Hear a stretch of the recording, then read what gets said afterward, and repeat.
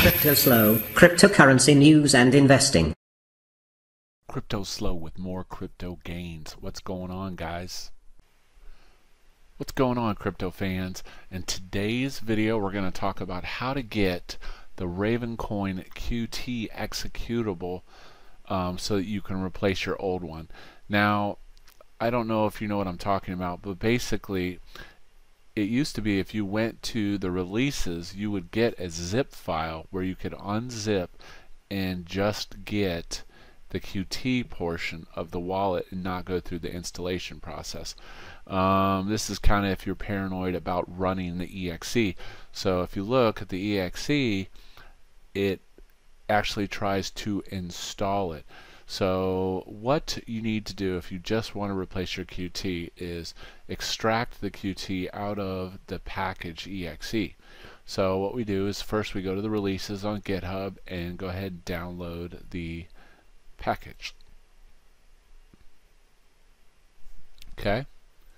The next thing is you want to make sure you have 7-zip installed, and then you're just going to use 7-zip to open the well, I'm just going to go ahead and extract everything.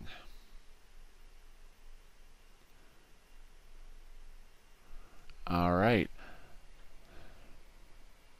Alright, so what you can see is it extracted a bunch of files, and one of those files is the QT Raven.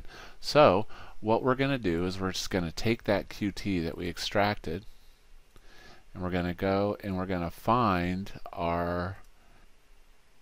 Alright, now what you need to do is find the location of your old QT file.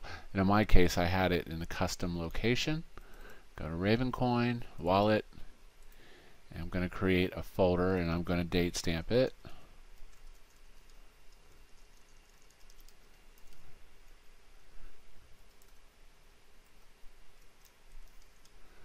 Enter. I'm going to move the old QT into that,